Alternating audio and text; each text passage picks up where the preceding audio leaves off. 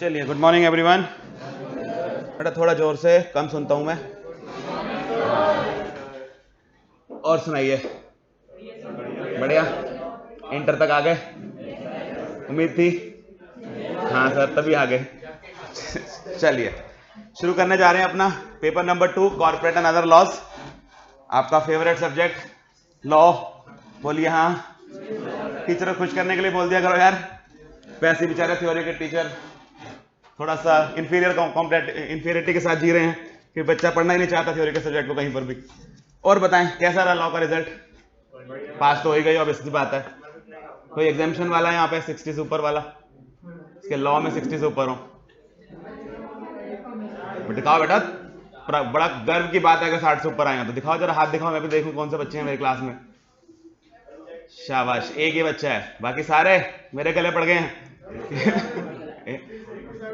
हाँ जी, तुम तो नलायक, मेरे नाम डुबोने के लिए बैठे हुए, मुझसे पढ़ के 57 लेके बोल रहे हो। 65 वाला भी, और कोई? 74, सुन रहे हो? नलायक का बैठा है पीछे। चलिए एक्सीलेंट, शुरू करते हैं। बाकी सब्जेक्ट के बेटा नहीं पूछूंगा, टेंशन मत लो कभी अब इस डर में कि बाकी पूछने लगे। पूरा तुम टोटल तो पूछ ही नहीं रहा। अच्छा, कोई 200 वाला भी है? हाँ ये शाबाश बेटा, ये होती है मार्क्स वेस्ट ना करने की स्किल। एक्यूरेसी से मेजर करते हैं, ऐसे लोग अच्छे अकाउंटेंट बनते हैं। मेजरमेंट देखो बंदे की, पूरा एग्जैक्ट 200 की, फालतू एफर्ट नहीं डालेंगे हम लोग। चलिए कोई बात नहीं, होता है, हर बार होते हैं बेटा, कोई नई बात नहीं है, बड़ा कॉमन बात है। 200 पर या इंटर के अंदर 400 पे बहुत स्टूडेंट्स पास होते हैं। सीए में पास होना इज वेरी इंपॉर्टेंट। बाकी सब ठीक है, अच्छा लगता है कि नाम मार्क्स आए हैं, बट मार्क्स से पहले सबसे बड़ी इंपॉर्टेंस यहां पर क्या रहती है कि क्लियर हो जाए। वो बहुत बड़ी प्रॉब्लम थी जो हमारी सॉल्व होगी। आइए शुरू करते हैं। We starting with paper number 2। रंग बिरंगे चार्ट्स मिल गए होंगे थोड़े से, और एक ब्लैक एंड व्हाइट सी बुक मिल गई होगी।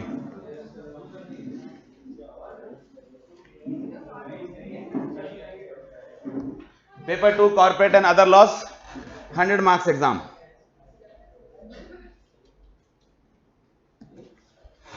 Right out the outside. बेटा एक बात पहले क्लियर कर दें, आपने जो, इसलिए मैंने पूछा कितने मार्क्स थे। आप लोगों ने अपने सीए की जर्नी में जो लॉ का सबसे मुश्किल पार्ट था वो फाउंडेशन में निपटा दिया। आपका जो लॉ है वो फाउंडेशन में, इंटर में, फाइनल में, तीनों जगह पे पढ़ाया जाता है, और सबसे ज्यादा परेशान वो आपको फाउंडेशन में करते हैं लॉ को लेके। दो रीजन, एक आप लोग लॉ में नए नए आते हैं, पहले 1-2 महीने तो लॉ के टीचर की भाषा और लॉ की किताब की भाषा समझने में निकल जाती है कि चल क्या रहा है बेसिकली। फिर जैसे कैसे याद होता है, फिर नई मुसीबत आती है, आंसर कैसे लिखने हैं, करते कराते धक्का मारते मुड़ते जैसे कैसे पेपर तक पहुंचते हैं। जितना मेहनत करना था बेटा फाउंडेशन के ऊपर, आपने मेजर पोर्शन उसका कर लिया। आपको उन्होंने आंसर लिखने सिखा दिए, ऑब्वियसली लिखने आते हैं तभी यहां बैठे हैं, अदरवाइज इंस्टीट्यूट बड़ा हार्ड चेकिंग करता है फाउंडेशन के अंदर भी। अगर मार्क्स नहीं, अगर उसने मार्क्स, सर वीडियो और ऑडियो मैच नहीं कर रहा, चेक करवाता हूं एक मिनट। हाँ, तो मैंने कहा जी, अगर सबसे बड़ा प्रॉब्लम ये आता है फाउंडेशन में लेवल पर भी कि वो आपसे लीनियंट नहीं रहता है। अगर आपका एक्चुअल में उन्होंने लॉ का पेपर पास कराया, that means you are worth it. तो इस बात को मान के चलें कि आपने लॉ में मेजर पोर्शन लिखना सीख लिया। मैं इसको आसान क्यों बोलता हूं यहां पर कि सर यहां पर जो दोनों प्रॉब्लम थी, नयापन और लिखना, दोनों को उन्होंने कट शॉर्ट किया। नयापन तो वैसे ही खत्म हो गया, कोई नया ज्ञान बांट सकता हूं, कुछ नया नहीं बता सकता। कोई कंपनी एक्ट है जो 10 पढ़ के आया था सेक्शन, उसके आगे के पढ़ाने हैं। पढ़ना काफी हद तक अब आपको आ गया है, जो जल्दी में से इंटर पे ये सवाल नहीं पूछे जाते, सर याद कैसे करना है, सर लिखना कैसे है, सर सेक्शन नंबर भी याद करना होता है। और आपका फेवरेट सवाल, सर मैं अपनी भाषा में लिख लूं, वो आपका फेवरेट सवाल होता है। हर चौथे दिन आपने पूछना होता है अपनी भाषा में लिख लूं। पता नहीं तुम्हारी अपनी भाषा कौन सी है ये जो तुम्हें लिखनी होती है। ले देखे भाषा बेटा वही किताब वाली होती है। तुम बेसिकली ये कह रहे हो तो रटना नहीं है मुझे, जो आज तक रटा हुआ है उस भाषा के अंदर से लिख लूं कि अपना कुछ नया रटूं, तो बेसिकली वो वाली कहानी है। तो ये जल्दी सवाल खत्म हो जाते हैं। आपको लगभग पेपर देकर आइडिया लग गया कि अपनी भाषा में लिखने के क्या एडवांटेजेस और डिसएडवांटेजेस हैं, और बुक की लैंग्वेज लिखने के क्या एडवांटेजेस हैं। जल्दी सेक्शन नंबर याद करने हैं कि नहीं करने हैं, के लिए केस लॉस के नाम याद करने हैं कि नहीं, ये बच्चों वाले डाउट खत्म हो जाते हैं। जल्दी आपको पता है कि हाँ, मन की तसल्ली के लिए बोल देते हैं टीचर की मत याद करो, लेकिन रियलिटी ये है कि अगर आप सेक्शन नंबर याद करके लिख के आते हैं, उसका पॉजिटिव इंपैक्ट जाता है टीचर के ऊपर। हाँ, बस बच्चे को खुश करना है, बच्चा मेरे से पूछने आता है, चाहते तो आप भी यही होते हैं मैं सामने से ये बोलूं कि नहीं बेटा नहीं करना, तुम तो बस ये पूछने आते हो कि मेरी इस थॉट पे एक थप्पा लगा दो कि हाँ नहीं करना होता। आप पूछने आते हो सर टेस्ट की वो अपना सेक्शन नंबर याद करने हैं। मैं कहता हूं देख लो, होते हैं तो कर लो। बच्चा कहता है चलो मिल गई परमिशन, इसका मतलब नहीं करने हैं प्रैक्टिकली। हम पूछने तो यही आए थे कि नहीं करने हैं, लेकिन रियलिटी ये करने होते हैं। सीधी सी बात में अगर बताऊं तो सेक्शन नंबर याद करने होते हैं। लॉ में सेक्शन और केस नंबर, और सेक्शन नंबर और केस अगर आप नहीं याद कर रहे तो आप आधा अधूरा लॉ लिख रहे हैं। ये बात अलग है कि फाउंडेशन में वो थोड़ा सा इस सेंस में लीनियंट रहता है आपके साथ कि बच्चा नया नया आया है। ये वैसे जैसे बच्चा नया नया पैदा होता है ना, तोतला बोलता है, वो मम पानी को मम बोल रहा होता है तो बच्चा मम्मा भी कहते चल ठीक है काम चलने दे, कुछ तो बोल रहा है। वही सेम बात फाउंडेशन में आपके साथ है। नए नए आए थे, पहली बार लॉ पढ़ रहे थे, चेक करने वाले भी ये ने भी यही मान के चेक किया कि अभी बहुत टाइम पड़ा है, सीख जाएंगे, चलो कोई बात नहीं।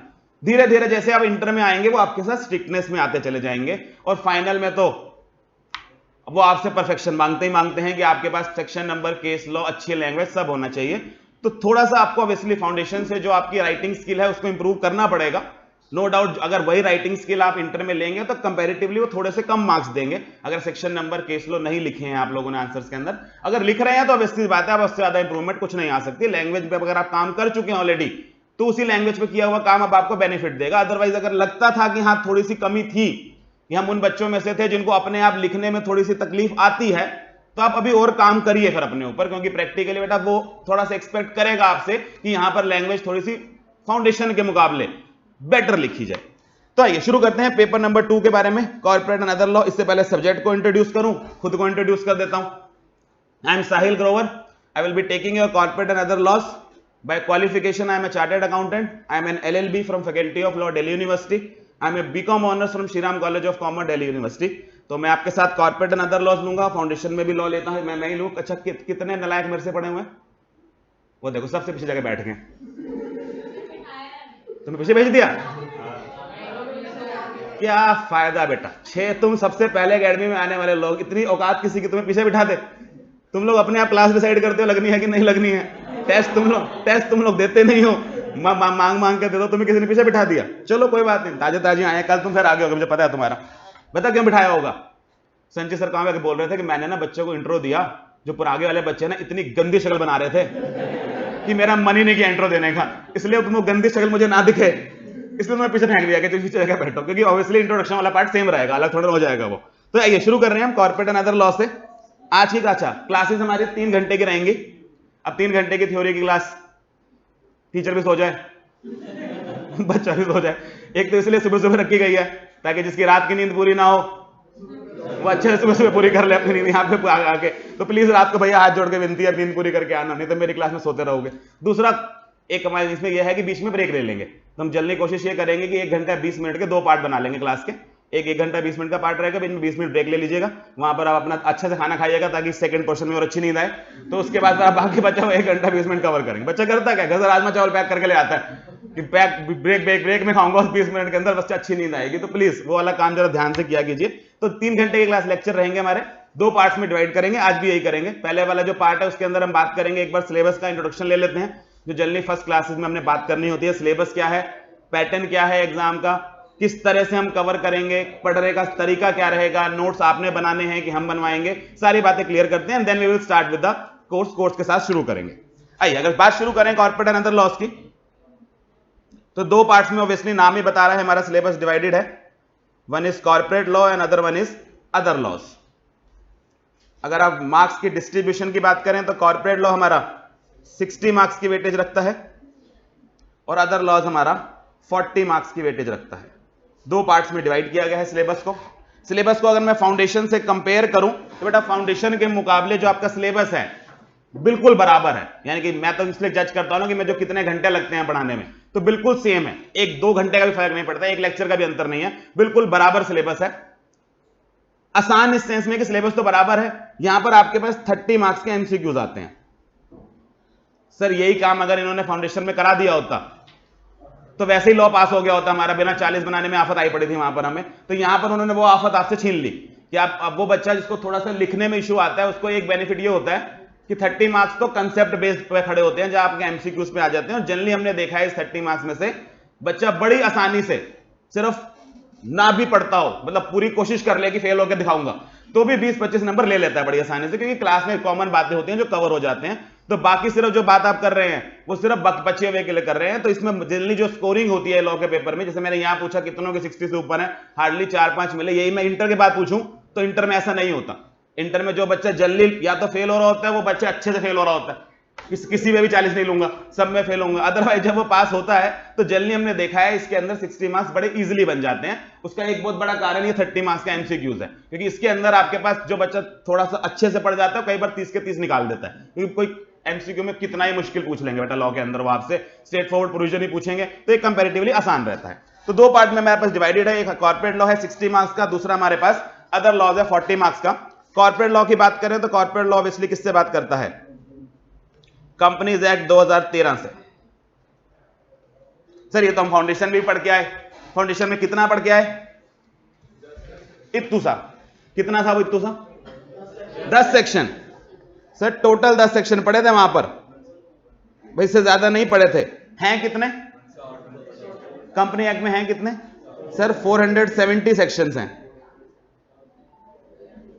इनको 29 चैप्टर्स में डिवाइड किया गया है, साथ में 7 शेड्यूल्स लगा दिए गए हैं। सारा पढ़ाएंगे? नहीं सर, अभी भी सारा नहीं पढ़ाएंगे। सर कब पढ़ाएंगे सारा? यही तो खासियत है बेटा इंस्टीट्यूट की, उन्होंने लॉ के सिलेबस को इतने अच्छे से डिवाइड किया। थोड़ा सा पढ़ाते हैं फाउंडेशन में, थोड़ा सा पढ़ाते हैं इंटर में, फिर बाकी बचा हुआ पढ़ाते हैं फाइनल में। जब बच्चा सीए बनता है उसको कुछ नहीं याद होता, वो कहता है ये पिछले 5 साल से पढ़ाए चले जा रहे हो, तो तरीका है, तो पहले 10 सेक्शन पढ़ाते हो, फिर बचे हुए 10 पढ़ाते हो, फिर बाकी पढ़ाते हो। ऐसे थोड़ा ना याद होती है चीज। तो उन्होंने आपको 10 सेक्शन पढ़ा दिए, अब वो आपको सेक्शन 1 से लेकर 148 तक पढ़ाने वाले हैं सिर्फ। बेसिकली इन 29 चैप्टर्स में से 10 चैप्टर्स हैं। सर अभी भी आधा नहीं पढ़ाया, आधे से भी कम है। आप प्रैक्टिकली देखें तो 29 चैप्टर में से सिर्फ कितने पढ़ाए जा रहे हैं? 10 चैप्टर्स, ऑलमोस्ट 30% वक्त पढ़ाया जा रहा है। सर ये बाकी बचा हुआ 70% इसका मुहूर्त कब निकलेगा? ये वो आपको फाइनल में पढ़ाएंगे। सर अच्छा फिर फाइनल में 1 से लेकर 470 तक पूरा पढ़ाते होंगे? नहीं, वहां वो 149 से शुरू करते हैं और 470 तक जाते हैं। और अब इससे होता क्या है? आपका इंटर क्लियर करने में और फाइनल शुरू होने में बीच में 2 साल का गैप आ जाता है। जब आप आर्टिकलशिप करते हैं, आम भाषाएं मस्ती मारते हैं, तो किताब को तो साइड रख देते हैं, फिर आप आखिरी साल में दोबारा जागते हैं कि ओहो पेपर आने वाले हैं, पढ़ने पहुंच जाते हैं। फिर आप लॉ की क्लास लेने पहुंचते हैं, वहां टीचर शुरू करता है 149 सेक्शन से और आपसे पूछता है बोलो बेटा 1 से 148 याद है? आपके मन से तो हाँ नहीं निकल रही होती, लेकिन शर्म में क्या बोलना पड़ता है? हाँ सर याद है। जैसे अभी मैं पूछूं 1 से 10 याद है, तो ये बात को जस्टिफाई करने के लिए कि हाँ मैंने फाउंडेशन पास कर लिया है, तो आपको क्या बोलना पड़ जाता है? होंगे सर याद, तभी इंस्टीट्यूट ने पास किया है। तो वही वाली बात यहां पर है कि 148 तक आप यहां पढ़ते हैं तो 149 से वो वहां पढ़ाता है। ऑब्वियसली बेटा ये लिंकेज तो होगी ही, ऐसा तो हो नहीं सकता कि 148 तक कोई और ज्ञान बटा था, सडनली 149 में कोई और बातें लिखनी शुरू हो जाएंगी। तो वो फाइनल में पढ़ाते हैं एज्यूमिंग दैट आपको 148 तक याद होता है, होता नहीं है। अब फाइनल का टीचर क्या करता है? सर जहां जहां जरूरत पड़ती है थोड़ा थोड़ा रिवाइज करा देता है, थोड़ा सा आप प्रिज्यूम करते हैं आपको आता है, थोड़ा सा टीचर प्रिज्यूम करता है आपको आता है। इस प्रिजम्पशन में क्या करते हैं? 1 से 148 निकाल लेते हैं। लेकिन जब आप सीए बन जाते हैं तब प्रॉब्लम ये आती है कि सर एक्चुअल में 1 से 148 ना आते नहीं होते, ये सेक्शन भूल चुके होते हैं। और आप जब जाग के बैठते हो सीए की सीट पर, क्लाइंट आता है, उसको क्या समझाएंगे आप कि देख यार मैंने पता क्या था, 1 से 10 तो पढ़े थे फाउंडेशन में, उसमें से 70% भूल गया था। फिर इन्होंने 11 से 148 पढ़ाए, उसका भी ठीक ठाक याद है, ताजे ताजे अभी पढ़े 149 से 470। ये पूछता है तो बता, वरना साल बाद तो ऐसे में ये भी भूलने वाला हूं। तो ये सिचुएशन होती है सर प्रैक्टिकली। इस वजह से जल्दी क्या होता है, जो चार्टर्ड अकाउंटेंट्स मार्केट में बैठते हैं ना बेटा, कॉर्पोरेट लॉ ना वीक हो जाता है। और कॉर्पोरेट लॉ को वीक करने का कारण ना ये है, जो इंस्टीट्यूट ने हरकत करी है ना कि आपको टुकड़ों टुकड़ों में पढ़ा रहा है कंपनी लॉ, इस चक्कर में ना आप कंपनी लॉ ना कभी एक सीमलेसली पढ़ नहीं पाते। और इस बात को इन्होंने अब नया सिलेबस जो आपने सुना होगा आ रहा है, उसमें करेक्ट कर दिया है। वो इंटर में ही पूरा क्या करने डाल रहा है, वो कॉर्पोरेट लॉ डाल रहा है और फाइनेंस उसने हटा दिया। वो कहता है या तो पूरा भूल जाओ या फिर क्या करो, पूरा याद रखो, ये बीच वाला काम मत करो, या तो सीधा सीधे मान जाना कि इंटर में पढ़ा था भूल भाल गए, कुछ नहीं लेना देना। तो वो पूरा का पूरा ही कर रहा है। पूरा पढ़ाना ज्यादा सेंस है कि एटलीस्ट एक सीक्वेंस से पढ़ाया जाता है। लेकिन बच्चे के पॉइंट ऑफ व्यू से देखो तो फिलहाल बेटा आपके लिए सिलेबस बर्डन होता है, तो बर्डन कम है। इन्होंने सिर्फ कितना कवर किया है, सेक्शन 1 से लेके 148 तक टोटल हमारे पास क्या है, 10 चैप्टर्स हैं जो हमने यहां कवर करने हैं। से आपके 60 मार्क्स की वेटेज रखेंगे। उसके बाद बच्चे को पास कराने के लिए उन्होंने साथ में डाला अदर लॉज, निहायती आसान। एक तो 30 मार्क्स के एमसीक्यूज, साथ में तुम्हारे आपके पास क्या आ जाता है, अदर लॉज बेटा सबसे पहले हमारा प्यारा कॉन्ट्रैक्ट एक्ट। सर ये अभी रह गया है, इतना सारा तो पढ़ाया था उन्होंने फाउंडेशन के अंदर। बच्चे का कॉन्ट्रैक्ट एक्ट अलग होता था और बाकी बचे हुए एक्ट अलग होते थे। वो दो पार्ट में बांट के बैठा था लॉ के सिलेबस को, एक बाकी एक्ट और फिर एक कॉन्ट्रैक्ट एक्ट। आखिरी दिन तक वो ये पूछता रहता था कॉन्ट्रैक्ट एक्ट में कितना पढ़ जाऊं। लास्ट दिन तक बेटा मेरे पास यही जवाब सवाल पूछता रहे, कॉन्ट्रैक्ट एक्ट का कुछ इंपॉर्टेंट बता दो, कुछ इंपॉर्टेंट बेटा कहां से बता दूं। एग्जामिनर को भी नहीं पता क्या इंपॉर्टेंट है उसके अंदर, क्योंकि इतना बड़ा सिलेबस है कि उसमें से वो कहीं से कुछ भी पूछता है। इसलिए मैं मानता हूं सिलेबस ज्यादा था, यहां पर उसने उस बात की भरपाई करी है। उसने कॉन्ट्रैक्ट एक्ट पर कितने का डाला है, 15 मार्क्स का डाला है। और इस 15 मार्क्स के लिए कॉन्ट्रैक्ट एक्ट के बचे हुए केवल 3 चैप्टर्स हैं जो सिलेबस में रह गए हैं। एक हमारे पास है contracts of indemnity and guarantee.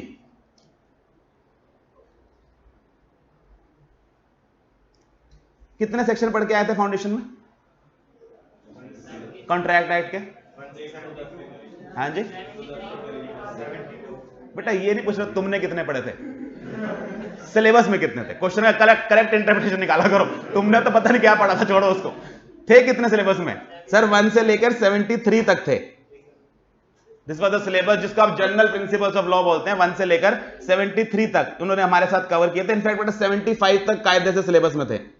73 इसलिए था कि 73 पे हम रुक जाते थे। वो लास्ट में वो डैमेजेस वाली बात करता था, ऑर्डिनरी डैमेजेस, स्पेशल डैमेजेस। बोलो हाँ, इसे कहते हैं प्रिजम्पशन। कि तुम्हें भी आता है, मैं मान के चल रहा हूं तुम्हें आता, तुम भी मान लो कि आता है फिलहाल, क्योंकि मैं वापस नहीं जाने वाला। तो 1 से लेकर 75 तक सर हमने करा था। उसके बाद हमारे पास क्या था, एक 76 से लेकर 123 तक सेक्शंस आया करते थे। सर ये ना है ही नहीं कॉन्ट्रैक्ट एक्ट में, इसको काट के क्या बना दिया गया था, सेल्स ऑफ गुड्स एक्ट। उसके आगे का वो आपको पढ़ा रहा है।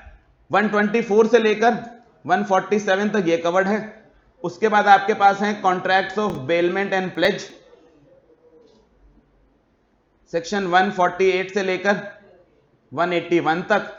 और सर लास्ट में हमारे पास है कॉन्ट्रैक्ट्स ऑफ एजेंसी, सेक्शन 182 से लेकर 238 तक। तो दिस इज द कोर्स। सिर्फ 3 छोटे छोटे चैप्टर है। सर कुछ अलग से ज्ञान है इसके अंदर, बड़ा मुश्किल होगा तभी इंटर में डालें, नहीं, कोई लॉजिक नहीं है। कोई इनसे पूछे कि आपने ये 3 चैप्टर हटा के इंटर में क्यों डाल दिए, उन्होंने कहा बस सिलेबस फाउंडेशन में कम करना था और इंटर में कंपनी के साथ कुछ और पढ़ाना था। तो बिना मतलब का इन्होंने क्या किया, उठाएंगे ये 3 चैप्टर और क्या किए आपके उठा के यहां पर डाल दिए। ये बड़ी आसानी से फाउंडेशन के अंदर डाले जा सकते थे। शुक्र मना नहीं डाले, ऑलरेडी इतना था कि वो नहीं संभल रहा था, ये भी डाल देते तो हो गया था काम। तो हमने कहा जी बस ये 3 चैप्टर हैं और पेपर के अंदर कितने के आते हैं, 15 मार्क्स के आते हैं। Each chapter carries 5 marks. Straight forward criteria, हर चैप्टर से क्या आता है, एक 4 मार्क्स का थ्योरी का क्वेश्चन आता है, एक एमसीक्यू आया हुआ होता है पेपर के अंदर। तो these are the most scoring portions. इसके अंदर से आप ये मान के चलेंगे, अगर आप इसका रिवीजन वीडियो देखेंगे जो हम बाद में देते हैं, हार्डली 2-2.5 घंटे का वीडियो है। तो 2 या 2.5 घंटे में आप ये तीनों चैप्टर कर जाते हैं और 15 नंबर फॉर श्योर गारंटी हो जाते हैं कि ये तो पेपर में आएंगे ही आएंगे, इनको नहीं छोड़ने वाला। किसी का गलत नहीं होता, क्योंकि बहुत आसान होता है, बहुत ज्यादा प्रिडिक्टेबल होता है। बेटा 3 चैप्टर से वो कितने ही सवाल बना लेगा आप तक। और ये मैं आज से पढ़ाना शुरू नहीं किया, सदियों जन्मों जन्मों से पढ़ाता आ रहा है। जब से हम सीए कर रहे हैं तब से ये सिलेबस में 3 चैप्टर है, तब से वो इंटर में यही पढ़ाया चले जा रहा है, तब से वही सवाल पूछे चला जा रहा है। तो आप सिर्फ क्या करते हैं, इसका पुराना पास्ट ईयर क्वेश्चन बैंक में देख लेते हैं ना, तो आपको 99% श्योरिटी हो जाती है क्वेश्चन यही आने वाले हैं, कुछ नहीं आने वाले। तो इसलिए मैं कहता हूं ये पासिंग का ये पासिंग परसेंटेज को बढ़ाने के लिए डाले गए हैं। दूसरा 15 मार्क्स का तो ये हो गया, जब हमें 3 चैप्टर कवर करने हैं। सेकंड इसके अंदर यूनिट है हमारे पास नेगोशिएबल इंस्ट्रूमेंट्स एक्ट। कब हुआ था ये पास, 1881 में। एक तो ये सारे बाबा आदम के जमाने के जो एक्ट है ना, ये सब आपको पढ़ाए जा रहे हैं। 1872 का, अगला थोड़ा सा और नया आया कितने का, 1881 का, भी 19 तक तो पहुंचे ही नहीं, 18 में जिए चले जा रहे हैं। तो 1881 का एक्ट है नेगोशिएबल इंस्ट्रूमेंट एक्ट। काफी इंटरेस्टिंग एक्ट है और जनरली थोड़ा सा बच्चे को टेक्निकल लगता है, इन द सेंस कि समझाना पड़ता है कि हाँ कुछ चीज समझाई जा रही है। क्योंकि लॉ में ना बच्चा, खासकर इंटर के सिलेबस में, क्योंकि बेटा कंपनी लॉ ज्यादा है ना, कंपनी लॉ ना एक प्रोसीजरल एक्ट है। प्रोसीजरल एक्ट समझते हैं क्या होता है? प्रोसीजरल एक्ट होता है बेटा जहां पर ना किसी काम को करने का तरीका बताया जाता है। कॉन्ट्रैक्ट एक्ट ना एक प्रोसीजरल एक्ट नहीं है। कॉन्ट्रैक्ट एक्ट लॉ बताता है कि कॉन्ट्रैक्ट कब बनता है, कैसे बनता है। कंपनी एक्ट सिर्फ इतना सा पोर्शन बताता है कंपनी बनती कैसे है, उसके बाद उसका मेजर चंक क्या डील करता है। कंपनी की डे टू डे फंक्शनिंग कैसे होगी, उसकी मीटिंग्स कैसे होंगी, बोर्ड ऑफ डायरेक्टर्स की मीटिंग कैसे होगी, प्रोस्पेक्टस कैसे इशू होंगे, प्राइवेट प्लेसमेंट कैसे होती है, तो प्रोसीजरल है। अब प्रोसीजरल में पता क्या होता है, बाकी एक्ट में बच्चे को कहता हूं लॉ समझने से पहले ना उसका लॉजिक समझ, रैशनल समझ। हर लॉ के पीछे हमेशा क्या होता है, देयर इज अ रैशनल। सिर्फ बनाने के लिए कानून नहीं बना दिया जाता, कोई कारण होता है। और कॉन्ट्रैक्ट एक्ट में अगर हमने देखा है तो हर सेक्शन के पीछे एक लॉजिक समझ आता था कि क्या कह रहा है सेक्शन। बेटा प्रोसीजरल एक्ट में ना लॉजिक नहीं होते। प्रोसीजरल एक्ट में वो बोलेंगे कि आपको रिटर्न फाइल करनी है हर साल एक 60 दिन के अंदर अंदर। आप कहोगे सर 60 क्यों है, ये 45 क्यों नहीं है? अभी कोई सवाल है बेटा पूछने वाला। 60 इसलिए क्योंकि इनको कितने दिन पसंद आए हैं, 60 दिन पसंद आए हैं। तो आप समझेंगे प्रैक्टिकली प्रोसीजरल एक्ट में you can not go for logics behind something, because वहां पर ज्यादातर क्या होगा, लर्निंग होगी। सर प्रोसीजर ये है कि 60 डेज में ये फाइल करना होता है, 30 डे में आरओसी आपको वापस करेगा, अगर आपको परमिशन मिल गई तो 15 दिन में दोबारा फाइल कर देना। तो 30 दिन, 60 दिन, 15 दिन, इसी में जिंदगी कट जाती है। हाँ, जब आप वापस आते हैं अदर लॉज में, क्योंकि ये प्रोसीजरल लॉज नहीं है, यहां फिर से क्या खड़ा हो जाता है कि कानून बनाया गया है, किसी चीज को ऑफेंस बोला गया है, तो क्यों बोला गया है, तो वहां पर हम फिर रैशनल पे आते हैं। तो negotiable instrument act is a very rational based act. यहां पर बेसिकली वो आपको नेगोशिएबल इंस्ट्रूमेंट में 3 तरह के नेगोशिएबल इंस्ट्रूमेंट डील कराता है, bill of exchange, promissory note और चेक। अब बेटा ये दो ना किताबों में जीते हैं, इनकी जिंदगी किताबों में बसी हुई है। आपके साथ किताबों में शुरू हुए थे, वो 11th क्लास में आया था BRBP, फलाने ने उसको दिया, उसने डिसऑनर कर दिया, नोटिंग कराई, वापस भेजा, आप जनरल इंडिया पास कर करके टाइम पास करते रहते थे। वो जितना आपने वो किया था वो अकाउंटिंग था। यहां पर हम इसका क्या करेंगे, बेसिकली लीगल प्रोस्पेक्ट को टच करेंगे कि बिल ऑफ एक्सचेंज बनते कैसे हैं, इनकी पार्टीज क्या होती हैं, पार्टीज की लायबिलिटी क्या होती हैं, और सबसे ज्यादा जो प्रैक्टिकल मार्केट में यूज हो रहा है आज भी वो है cheque. And cheque is a very important topic from exams point of view as well and from practical life point of view as well, क्योंकि बेटा इस भारत देश के अंदर 90% लोगों को ना चेक काटना नहीं आता। ये हार्श रियलिटी है, हमें चेक की फंक्शनिंग के बारे में कुछ नहीं पता। आज भी मेरे पास फीस के लिए जो चेक आते हैं ना, 80% चेक गलत कटे हुए आते हैं। उसके अंदर बेरर शब्द को काटने का क्या मतलब है, उसके ऊपर 2 लाइनें ड्रॉ करने का क्या मतलब है। वो चेक बेसिकली जब बैंक में जाता है तो बैंक एक वर्ड सुना होगा आपने BRS में, cheque send for clearing, cheque send for collection. ये क्लियरिंग और कलेक्शन भला क्या होती है, व्हाट इज द प्रोसेस? आप जब बैंक में चेक डाल आते हैं, how does the money get into your account, ये प्रोसीजर कहां से पूरा का पूरा क्या है, ये सारा का सारा उन्होंने कहां कवर किया हुआ है, नेगोशिएबल इंस्ट्रूमेंट में बड़े डिटेल में कवर किया, और से वेरी प्रैक्टिकल ओरिएंटेड है, तो समझने में बड़ा मजा आता है। उसके बाद हमने देखा तो इसके अंदर एक आप चेक का साथ टॉपिक आता है डिसऑनर ऑफ चेक का। Again a very important one, कि अगर चेक आप सामने वाले को देते हो और cheque because of insufficiency of funds, word क्या यूज किया है, इनसफिशिएंसी ऑफ फंड्स, कि खाते में पैसा ना होने की वजह से वापिस आ जाता है, तो इंडिया में इसको क्या माना जाता है, एक क्रिमिनल ऑफेंस माना जाता है। यानी कि आपने किसी को चेक दिया और आपने उससे कहा कि जा चेक की पेमेंट ले ले, और जब वो चेक की पेमेंट लेने गया खाते में पैसे नहीं थे, बेइज्जती तो अलग, उस बेइज्जती के साथ साथ क्या होता है सर, क्रिमिनल ऑफेंस बनता है कि वो पर्सन आपके अगेंस्ट क्या कर सकता है, सूट फाइल कर सकता है, और 2 साल तक की सजा हो सकती है। तो आप समझेंगे क्रिमिनल ऑफेंस बनाया गया, तो इसके अंदर बारे में पूरी डिटेल बात की गई है, ये आपके नेगोशिएबल इंस्ट्रूमेंट के बारे में। अगेन इसकी वेटेज अगर आप देखें तो 15 मार्क्स की वेटेज रखता है एग्जाम के अंदर। सेकंड नेगोशिएबल, सेकंड एक्ट जो हमने यहां कवर करना है। और लास्ट में हमारे पास 2 यूनिट है जो इकट्ठे पढ़े जाते हैं। एक हमारे पास है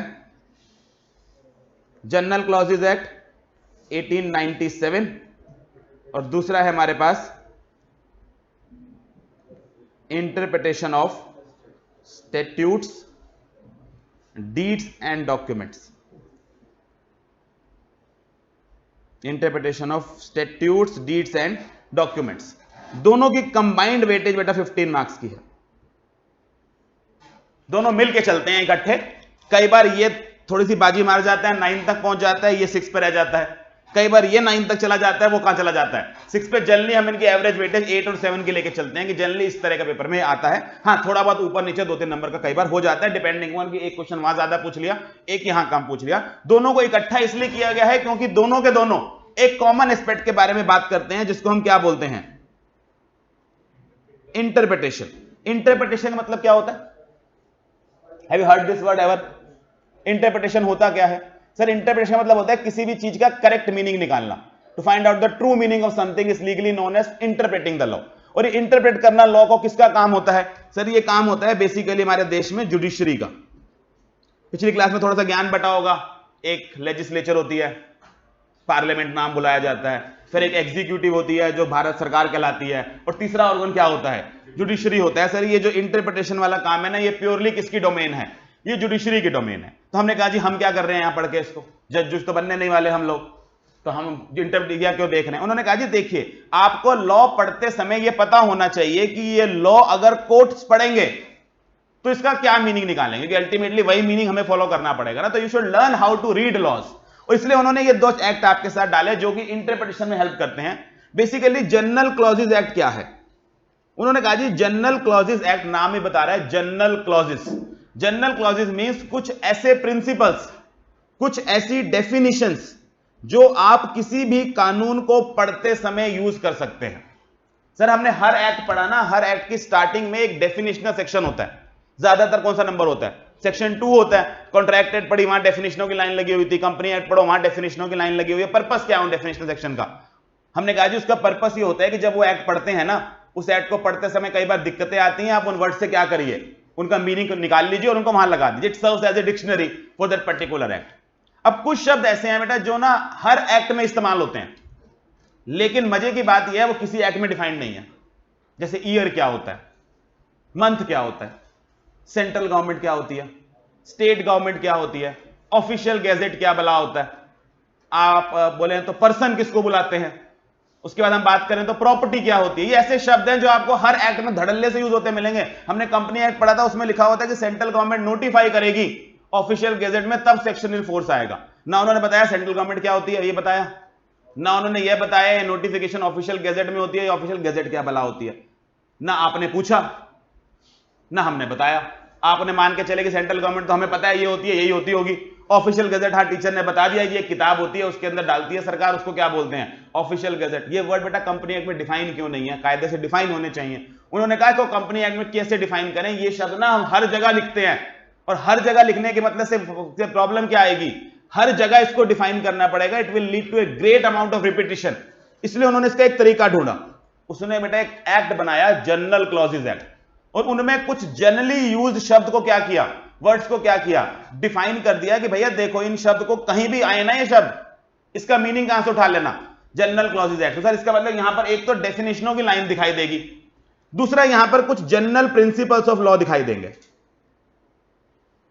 again general principles of law की बात करें तो मैंने कहा जी ये कुछ ऐसे प्रिंसिपल्स हैं जो कानून को पढ़ते समय, लॉ को पढ़ते समय आपको यूज करने पड़ेंगे। जैसे आप भारत में बेटा कोई भी लॉ उठाएंगे ना, वहां पर जब भी कोई ऑफेंस की बात की जाएगी, जब भी कोई पनिशमेंट की बात की जाएगी, वहां पर जनरली लिखेंगे when a person commits this and this offence he shall be punishable with an imprisonment up to 6 years, he shall be punishable with a fine which may extend up to this.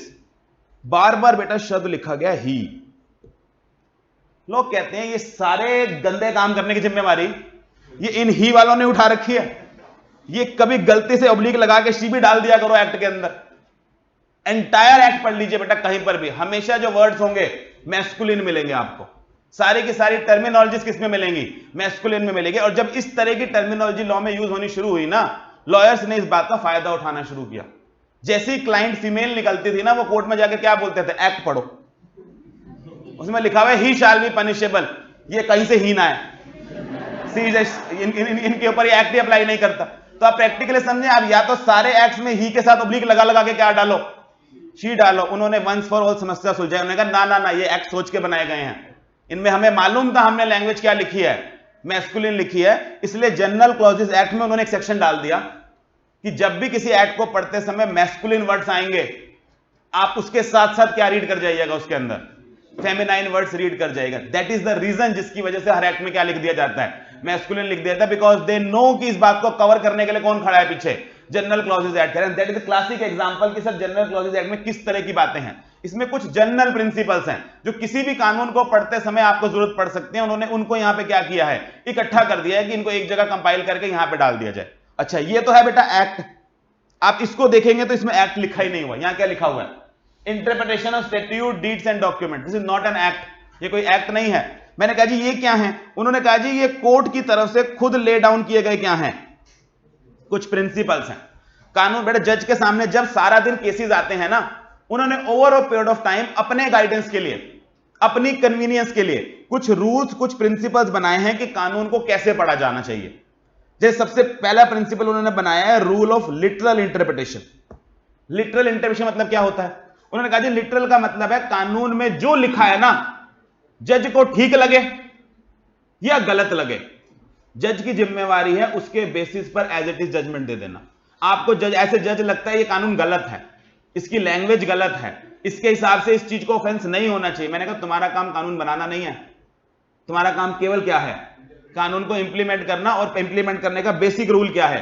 The act should be red in this literal sense. आप act में एक coma add नहीं कर सकते, एक coma अपनी मर्जी से हटा नहीं सकते, जो लिखा हुआ है एज इट इज फॉलो करो। जजिस भी बेटा इस बात को मानते हैं। उन्होंने कहा जी हमारी डोमेन सिर्फ किस पे टिकी हुई है? जो पार्लियामेंट बना के दे देगी उनकी समझ, हम उसके बेसिस पे क्या करना शुरू कर देंगे? उसको इंप्लीमेंट करना शुरू कर देंगे।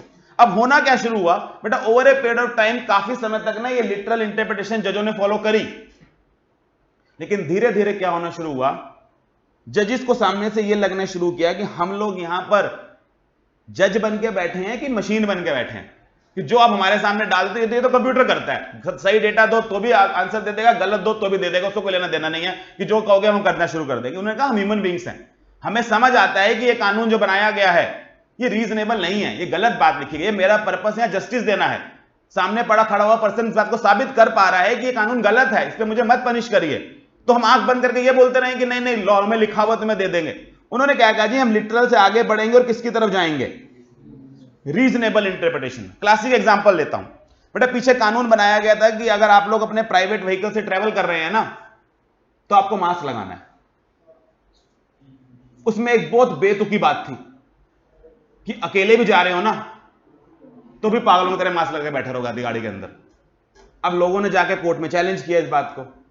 कोर्ट में जब लैंग्वेज पढ़वाई गई, पुलिस वालों ने कहा जी लैंग्वेज देखें उसमें क्या लिखा हुआ है, एनी पर्सन और group of person travelling in a car, उनको क्या करना चाहिए? मास्क लगाना चाहिए। सर क्लियरली लिखा हुआ है कि एक सिंगल पर्सन ही बैठेगा तो क्या किया जाएगा? वो मास्क लगाएगा। बेटा कोर्ट के सामने एक तरीका यह था कि लकीर के फकीर बन जाते हैं कि अ पर्सन और ग्रुप ऑफ पर्सन लिखा है, हम क्या करें? अब बेटा वो एक बात कहते हैं ना कि कानून अंधा होता है जज नहीं, तो जज बेसिकली क्या सोचते हैं, वो ये कहते हैं जी देखो पागल नहीं बैठे हम लोग कि प्रैक्टिकली आप कुछ भी हमारे सामने रख दोगे हम क्या कहेंगे, ओहो तुमने कानून बना दिया, चलो फिर हम आंख बंद कर फॉलो कर देते हैं। It is not going to work, और work is to provide justice. और ये क्लियरली एक अनरीजनेबल बात लिख ली है कि गिव मी द लॉजिक।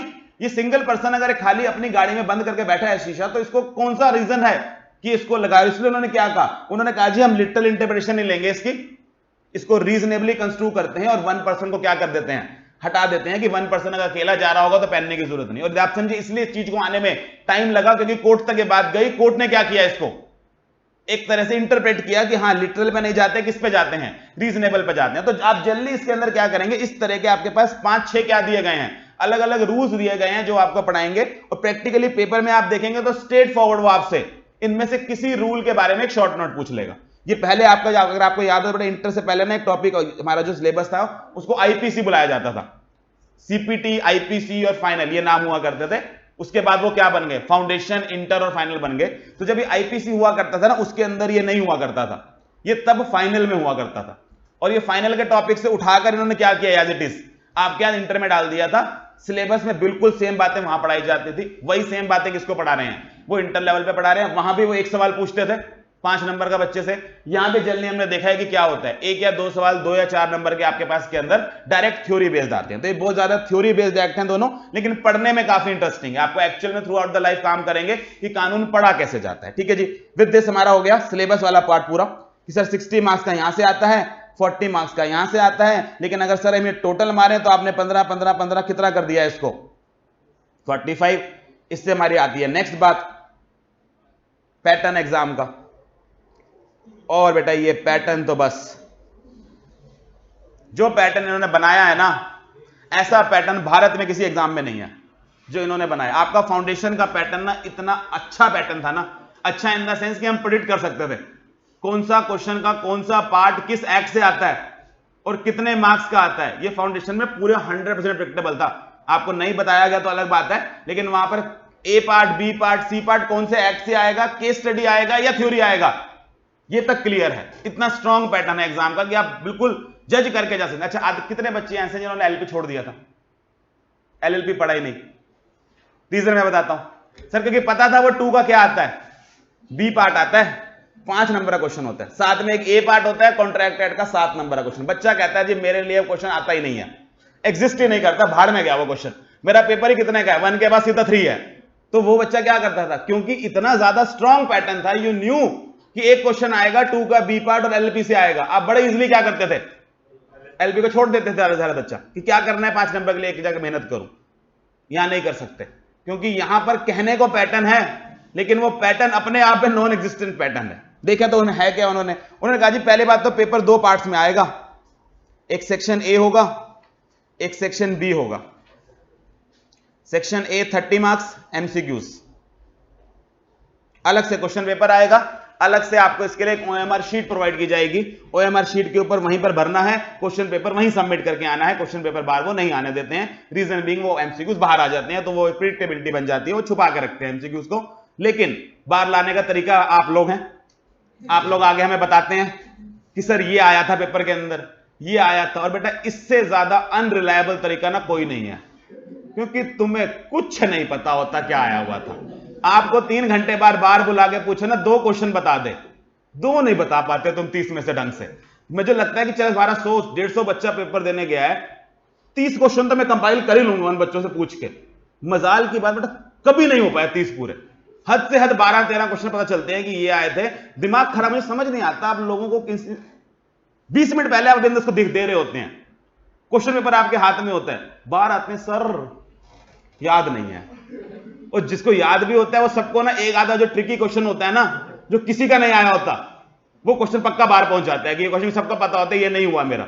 जितने हो गए होते हैं वो 1 पैसे का आपको याद नहीं रहता। तो इस वजह से इसका जो आप कंपाइलर इकट्ठा करेंगे प्योरली तुक्का बेस्ड है, कोई कंपाइलर नहीं है इसका मार्केट के अंदर, क्योंकि प्रैक्टिकली एक तो इतने अटेम्प्ट नहीं हुए अभी तक, 3-4 साल ही हुए एमसीक्यू को आए हुए, तो हार्डली 6-7 अटेम्प्ट हुए हैं, तो बहुत ज्यादा क्वेश्चन इंस्टीट्यूट ने पूछे भी नहीं अभी तक कि उसका कोई कंपाइलर बने। और सबसे बड़ी बात, जब आप बेटा थ्योरी के लिए तैयारी करते हैं ना, तो एमसीक्यू के लिए अलग तैयारी नहीं करनी पड़ती, क्योंकि थ्योरी ऑटोमेटिकली कवर्स कि उसमें से एमसीक्यू आएगा तो पूछ लेंगे। उल्टी तैयारी की जरूरत होती है कि अगर आप एमसीक्यू की करके जाएं और थ्योरी पूछ ले तो उसकी तैयारी चाहिए। तो इसलिए एमसीक्यू के लिए अलग से कोई मेहनत करने की जरूरत नहीं है, गो इन द फ्लो कि हम क्या कर रहे हैं, हम थ्योरी के पेपर की तैयारी कर रहे हैं, उसमें से अगर एमसीक्यू पूछोगे तो अब इसलिए हम एमसीक्यू करके करेंगे, आंसर कर देंगे। तो इससे यूजलेस टाइम कि आप एक मार्केट से बुक उठाएं, उसके अंदर 500 एमसीक्यू में बैठ के लगे हुए खेल रहे हैं कि 500 एमसीक्यू सॉल्व करेंगे। गारंटी मैं देता हूं उन 500 में से भी मुश्किल से 2 आएंगे, 28 वो नए बनाएगा, क्योंकि उसका काम है एमसीक्यूज बना रहा हूं। एमसीक्यूज बना लेते हैं हर बार नए, और कोई नए नहीं बनाते, ऑलमोस्ट सिमिलर टाइप के ही होते हैं, तो कवर हो जाते हैं। तो 30 मार्क्स का एमसीक्यूज आएगा, आपको अलग से एक शीट मिलेगी, एक अलग से इसका क्वेश्चन पेपर मिलेगा, और बाकी बचा हुआ सर 70 मार्क्स का आएगा सेक्शन बी, जो कि क्या होगा, थ्योरी होगा। अब इसका अगर आप पैटर्न देखें तो बेटा पैटर्न एक बड़ा ही अजीब सा पैटर्न है। एक उन्होंने निकाला क्वेश्चन 1 कंपल्सरी क्वेश्चन, अटेम्प्ट करना ही करना है, 19 मार्क्स का क्वेश्चन है। मुझे आज तक बेटा भारत के अंदर कोई क्वेश्चन पेपर नहीं मिला जिसमें 19 मार्क्स का क्वेश्चन आता हो। 20 के देख लिए, 15 के देख लिए, यहां कितने का आता है, 19 का आता है। 19 मार्क्स का क्वेश्चन है, और उसके अंदर जनरली आपको क्या मिलेंगे, 6 6 3 4, ये वेटेज देखी है हमने, 4 4 4 4 3 ये आया देखा है, 5 5 5 4 ये देखा है, और यहां कई बार 4 की जगह एक एक नंबर के 4 ट्रू फॉल्स भी देखे हैं। ये इनका कंपल्सरी क्वेश्चन का पैटर्न है। इन शॉर्ट कोई पैटर्न नहीं है प्रैक्टिकली। सर वो कितने नंबर का कुछ भी बना के क्या करेगा, 19 मार्क्स पूरे करेगा बस अपने, और ज्यादातर वो इस तरह के पैटर्न फॉलो करता है जिसमें वो क्या करता है, सारे एक्ट कवर कर जाता है।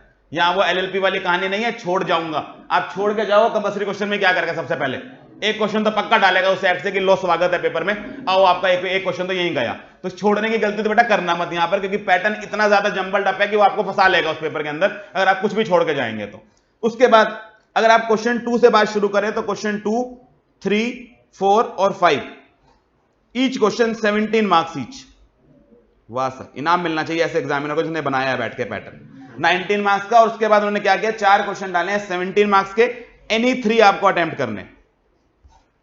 So you and up attempting 51 from here, 19 compulsory, total is 70 जो आपसे अटेम्प्ट कराता है। अगेन ये 3 4 5 के आप पैटर्न देखेंगे तो बस एक है सर 5 4 4 4 ये पैटर्न आए हुए हैं, 6 4 4 3 का पैटर्न है, 3 3 2 2 4 3 ये पैटर्न है, उसके अलावा सर हमारे पास 3 3 4 4 3 और साथ में ये 4 के साथ इंटरनल चॉइस आ जाती है। कोई फायदा नहीं है नोट करने का सर, सीधा सीधा बोल दो ना कि सीधी कहानी ये है 1 मार्क्स से शुरू हो जाओ और 6 मार्क्स तक उसका जो मन किया वो आपसे पूछ लेगा। तो आप समझेंगे यहां ये प्रॉब्लम है कि आपको फाउंडेशन में ना ये तसल्ली होती है कि सेल्स ऑफ गुड्स एक्ट से एक 6 नंबर का क्वेश्चन आता है, एक 4 का आता है, एक 6 का आता है। आप तैयारी हिसाब से करके जाते थे कि थ्योरी क्वेश्चन में मैक्सिमम कितना आ जाएगा, 6 मार्क्स का आ जाएगा। केस स्टडी आती है तो एक 6 मार्क्स के आते हैं। यहां कोई धर्म ईमान नहीं है, यहां वो 1 भी पूछ लेते हैं, 2 भी। और ऐसे क्वेश्चन देखे हैं बेटा, एक अटेम्प्ट में 3 के आते हैं, सेम क्वेश्चन अगले अटेम्प्ट में कितने का आया पड़ा होता है, 5 का आया हुआ होता है, अगले अटेम्प्ट में वही केस स्टडी कितने की पूछ लेते हैं, 6 के पूछ लेते हैं। और इससे आती है दिक्कत। आप ये बात समझेंगे बेटा, 6 नंबर की केस स्टडी आए या 3 नंबर की आए, आपका आंसर रत्ती भर नहीं बदलने वाला। वो आंसर प्योरली क्या रहेगा, बिल्कुल सेम रहेगा। आप ये कहो कि नहीं नहीं 3 मार्क्स का है, चलो फिर फैक्ट्स खा जाता हूं, डायरेक्ट कंक्लूजन लिख देता हूं, आप लिख के दिखाओ, काट देगा।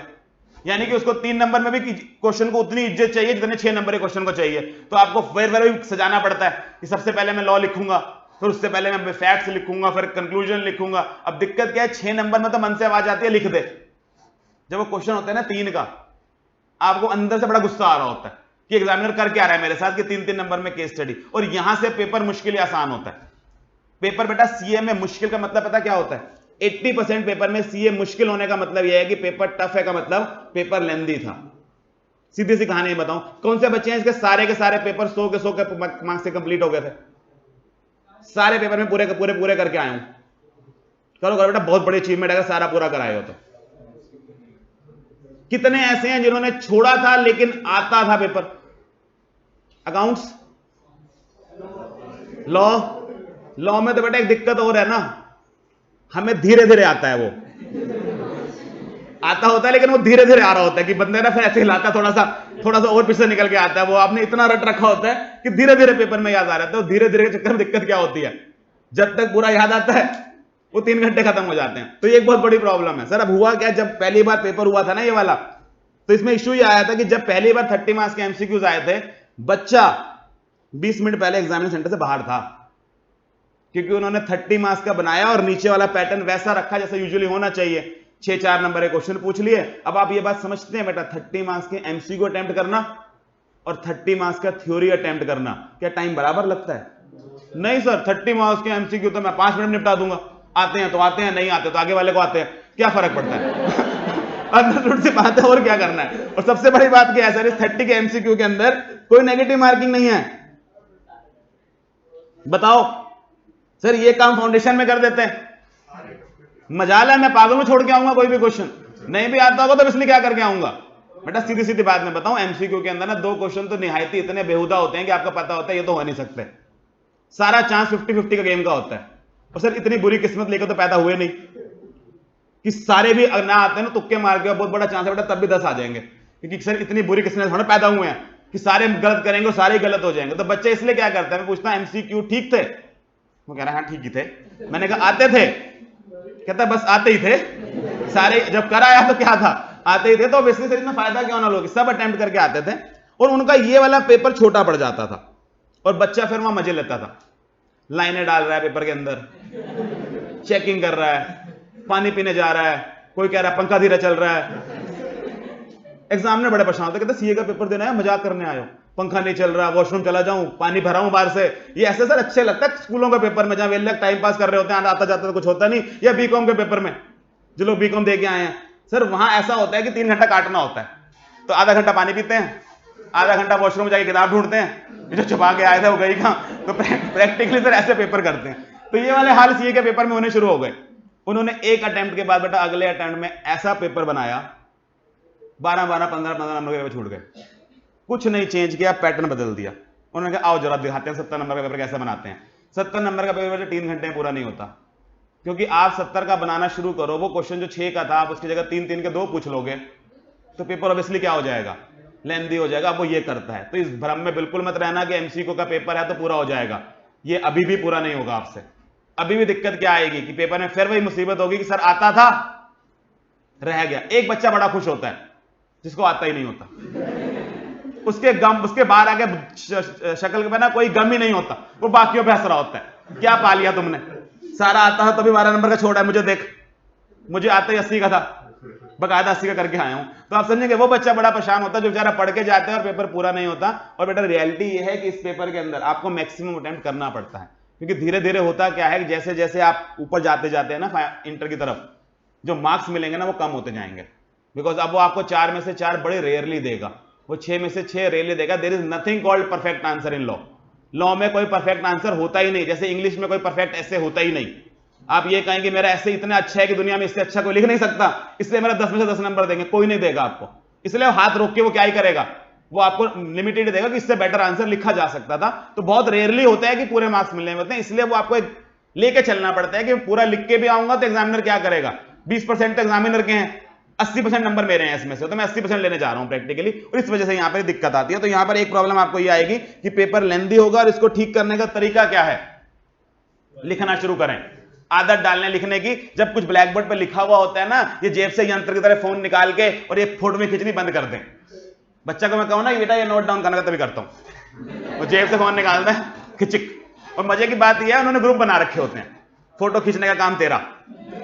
मैंने कहा बाकी क्या करने आए हो, तुम लिखोगे भी नहीं, फोटो भी नहीं खींचोगे, तो करने क्या आए हो क्लास के अंदर? उन्होंने कहा जी सत्संग सुनने आए हैं। जब तक प्रवचन जा रहा है दिमाग में, ठीक है, जब नींद आ गई और अच्छी बात है। तो प्रैक्टिकली समझे बेटा, मेरे क्लास में ऐसे बच्चे आए हैं, वो क्या करते थे, वो क्लास के अंदर ना ऑडियो रिकॉर्डिंग के लिए रोक के मेरे यहां रख जाता था। मैंने कहा ये क्या हो रहा है? वो कहता सर क्लास में जो मिस हो गया ना, घर जाके सुन लूंगा। मैंने कहा वाह, आइडिया देखो बच्चे का। वो बकायदा फिर मैंने यहां से बंद किया, वो अपने पास रख के बैठ जाता था। वो कहता क्या फर्क पड़ता, माइक तो हर जगह लगा हुआ है, आवाज तो वहां भी आती है। वो रिकॉर्डिंग करता था बैठ के साथ साथ। मैंने कहा रिकॉर्डिंग में फिर रिकॉर्डिंग ले ले घर बैठ के, यहाँ आके करने के क्या है? तो प्रॉब्लम क्या है सर, प्रैक्टिकली आप लोग इतने ज्यादा टेक सेवी हो गए हैं कि आप लोग पेन कॉपी नहीं चलाते, और ये एक सबसे बड़ा कारण है आप लोगों के पेपर पूरे नहीं होते। आप लोगों को ना आदत नहीं रही लिखने की, आप लोग हर जगह शॉर्टकट ढूंढते हैं कि लिखना ना पड़े, और आपको कुछ ना किसी और तरीके से। मैं मानता हूं बेटा मार्केट में आगे जाके आपको नहीं लिखना पड़ेगा, सिर्फ हम ही हैं अपने प्रोफेशन में जो टीचर हैं और लिख रहे हैं। चार्टर्ड अकाउंटेंट शायद मुश्किल से जिंदगी में उसने 1 पेज लिखा हो जब से वो सीए बना है। लेकिन आप लोगों की दिक्कत क्या है, आप लोगों को अभी पेपर देने हैं, 3-3 घंटे के पेपर लिखने हैं, और अभी तो इंटर में लिखने हैं, फाइनल में तो भाई घर से बच्चा सोच के जाता है भगवान 80 करा दे, वही बहुत बड़ी बात है, 20 तो मैं तेरा नाम छोड़ के जा रहा हूं पहले ही। तो आप समझेंगे, तो प्रैक्टिकली पेपर इतने लेंथी होते हैं, तो प्लीज लिखने की आदत मत छोड़िएगा। तो क्लास में अगर लिखवाया जा रहा है तो साथ साथ लिखे, ताकि पेन कॉपी में चलाने की आदत रहे थोड़ी सी, और घर पे भी लिखने की आदत डालें। टेस्ट वगैरह होते हैं तो टेस्ट को ईमानदारी से उतने टाइम में लिखने की आदत डालें, ये आप ही के फायदे के लिए है। पेपर में आप लिख पाएंगे, अदरवाइज नहीं लिख पाएंगे। अच्छा, ये हो गया सर पैटर्न वाली बात। अब आ जाते हैं नेक्स्ट बात के ऊपर, अमेंडमेंट्स। ये एक बहुत बड़ी मुसीबत है।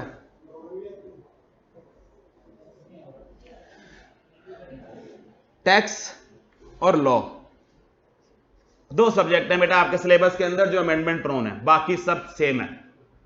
उन टीचरों से मुझे ना बड़ी जलन होती है, आते हैं सालों साल से वही सवाल पढ़ाए जा रहे हैं, आंसर भी याद हुए पड़े हैं उन लोगों को। हमारी जिंदगी को देखो, पढ़ाते हैं 6 महीने बाद अमेंडमेंट। अभी किताब बनाई है बेटा आपकी मैंने, उस किताब को बनाने से प्रिंट होने के बाद 1 हफ्ते के अंदर 2 अमेंडमेंट आ गई हैं। ये जिंदगी है हमारी। टैक्स वाला तो जिंदगी से बात है, उसने तो उसका विश्वास ही उठ गया जिंदगी के ऊपर से कि मेरी तो जिंदगी खराब है सारा दिन। वो कहते हैं जीएसटी के बच्चों को पढ़ा दिया, आपके बैच के बीच बीच में 4 अमेंडमेंट आ गई, उनको कवर करनी पड़ी है, तो इसी जिंदगी में फंसे हुए हैं। सो टैक्स और लॉ की सबसे बड़ी प्रॉब्लम क्या है, these are amendment prone subjects, ये हर अटेम्प्ट में बदलते हैं। अच्छा, यहाँ पे May 23 वाले ही हैं सारे के सारे, कोई नवंबर 23 की उम्मीद में बैठा हो? सर भगवान ने चाहा तो नहीं पहुंचेंगे।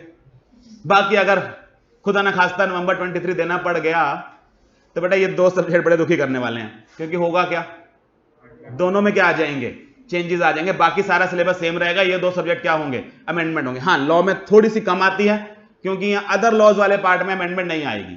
वो एक्ट ही देख रहे हो कौन से सालों के हैं, भूल भाल गए उनको अब कौन अमेंड करता है। हाँ, जो कंपनी एक्ट है सर, उसके अंदर अभी भी क्या है, रिसेंट एक्ट है, ज्यादा यूज होने वाला है, तो टाइमली अमेंडमेंट आती रहती है। लेकिन एज कंपेयर टू टैक्स फिर भी कम आती हैं। कोई मतलब ये होगा कि 80-90% सिलेबस सेम रहेगा, 2-4 सेक्शन में चेंज आ जाएगा, वो you can manage on your own also. Otherwise amendment video YouTube का जमाना है, हर टीचर हर वहां डालते हैं तो चल जाता है काम।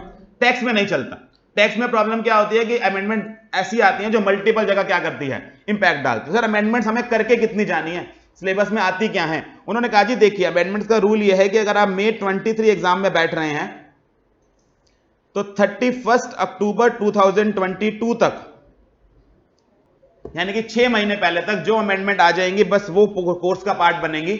इसके आगे की अमेंडमेंट्स आपने कवर नहीं करनी। यानी कि आपको बकायदा पेपर में अगर हम बात करें तो 6 महीने पुराना सिलेबस पूछा जाता है, आपके पास लेटेस्ट अमेंडमेंट्स नहीं पूछी जाती। यानी कि अगर हम इस अटेम्प्ट की बात करें तो सिर्फ 31 अक्टूबर तक जो अमेंडमेंट आ जाएगी वो हमारा सिलेबस का पार्ट रहेगी फॉर May 23। उसके बाद वाले अमेंडमेंट पे आप आंख बंद करके रिजेक्ट उसको निगलेक्ट कर दें कि हाँ अगर फेल हो गया तो सोचूंगा फिर करेंगे कि नहीं करेंगे, फिलहाल अभी मेरे लिए वो किसी काम की नहीं। और ऐसे ही अगर आप नवंबर 23 की बात करेंगे तो सर 30 अप्रैल तक 2023 तक जो अमेंडमेंट्स आ जाएंगी that will form the part of the course. तो हमेशा ये पूरे सीए में फंडामेंटल रूल है, सीए का कोई भी सब्जेक्ट हो, फाइनल में हो, इंटर में हो, इवन फाउंडेशन में हो, रूल यही है कि 6 महीने पहले तक की जो अमेंडमेंट्स हैं वो आपके कोर्स का पार्ट बनाई जाती हैं। अच्छा सर, अब हम लोग तो चलो फिर भी आप यहां आएंगे आपको पढ़ा देंगे, इंस्टीट्यूट की भी जिम्मेवारी बनती है कि वो आपको बताए कि अमेंडमेंट आई है। बेटा इंस्टीट्यूट अपनी जिम्मेवारी खूब निभाता है, वो मार्च के अंदर आपके घर में क्या देगा, आरटीपी आई थी फाउंडेशन में। मजे की बात ही यही है बेटा, इंस्टीट्यूट भेजता है, पूछती नहीं है बच्चे तक पता। आधे बच्चे कहते हैं मेरे पास आई थी, आधे कहते हैं मेरे पास नहीं आई थी। सर इंस्टीट्यूट अपनी तरफ से आरटीपी देता है, बेटा वेबसाइट पे आ जाती है, क्या करना है घर आए ना आए। तो हमने कहा जी वेबसाइट पे आ जाती है मार्च के अंदर, और यहाँ पे नवंबर की हम बात करें तो लगभग सितंबर में आ जाती है। इसमें क्या होता है, एक तो वो आपको रिवीजन टेस्ट पेपर नाम से कुछ क्वेश्चन दे देता है चैप्टर्स के कि हाँ ये चैप्टर रिवाइज कर लो, कोई नया नहीं देता, अक्सर पुराने क्वेश्चन रिपीट होते हैं। इसका जो मेजर पॉइंट होता है वो क्या होता है कि सर इस आरटीपी में ना वो आपको अमेंडमेंट्स लिख के देता है जो इस अटेम्प्ट के लिए एप्लीकेबल है, और सितंबर वाली आरटीपी में वो आपको अमेंडमेंट लिख के देगा जो नवंबर 23 के अटेम्प्ट के लिए एप्लीकेबल है। सर अब ये अमेंडमेंट आज तो 31 अक्टूबर तक गई थी, उसने आपको कब बताई, मार्च के अंदर। अब आप समझे कई बार होता है क्या है सर, अमेंडमेंट ना बहुत सारी होती हैं और सारी अमेंडमेंट ना एक ही लेवल की नहीं होती हैं। कुछ अमेंडमेंट बहुत माइन्यूट होती हैं जिनसे लंबा चौड़ा लॉ में कोई अंतर नहीं आ रहा होता, कुछ इतनी ज्यादा बड़ी होती हैं कि वो आपकी समझ के बाहर होती हैं कि आपको अब अगर हम पढ़ाना शुरू करें तो समझ नहीं आती। तो हम अपनी कॉमन सेंस से क्या करते हैं, फिलहाल पढ़ाते समय आपको 31 अक्टूबर तक की जो अमेंडमेंट्स मुझे लगेंगी कि हाँ आपके लेवल की हैं, इंटर में पूछेगा, वो आपको पढ़ाता चला जाऊंगा। फिर हम क्या करेंगे, मार्च में जब आरटीपी आएगा मैच करेंगे कि क्या सारी अमेंडमेंट्स हमने कवर करी हैं। ज्यादातर होता यह है कि मैंने 2-4 फालतू पढ़ा दी होती हैं जो वो मार्च में आपके ऊपर अप्लाई नहीं करते कि हाँ इंटर के बच्चे से नहीं पूछेंगे। जो इसके अंदर डल के आ गई कायदे से आपके ऊपर एप्लीकेबल कौन से होने वाली है, केवल वो अमेंडमेंट्स। तो एक बार हम जब सिलेबस कर लेंगे मार्च में जब आरटीपी आ जाता है, हम दोबारा से मैच करा देता हूं मैं आपको उस समय यूट्यूब वीडियो देखकर कि हाँ ये सारी हमने कवर की हुई है या ये मैंने एक्स्ट्रा कवर करा दी है, आपको ये कवर करने की जरूरत नहीं है क्योंकि उन्होंने आरटीपी के अंदर नहीं डाले। This is how we deal with RTP, deal with amendments. Amendments का टेंशन लेना बेटा आपका काम नहीं है, वो हमारी सरदर्दी है, वो सरदर्दी हमारी कि हम अमेंडमेंट्स आपको कवर कराएंगे। आरटीपी भी आपकी इच्छा पढ़ना चाहें तो पढ़ें, अदरवाइज ये काम भी हमारा होता है कि आरटीपी में जो अमेंडमेंट आएगी वो खुद देख के हम आपको बता देंगे क्या कवर हुआ है और क्या कवर नहीं किया गया इसके अंदर। ठीक है जी, ये वाला काम हो गया। लास्ट काम बुक्स, क्या क्या मिलने वाला है। सर एक तो इंस्टीट्यूट की तरफ से बुक आएगी अदर लॉस की, कंपनी लॉ की, ठीक है जी, फाउंडेशन में भी आई थी, कितने बच्चों ने पढ़ी थी इंस्टीट्यूट का मटेरियल, बाकियों ने क्या किया उसका, सर रद्दी में बड़े अच्छा बिकता है माइसा, और किसी ने तो बेटा खोलते ही नहीं, कुछ तो ऐसे ऐसे कहते हैं वापस में चला जाएगा।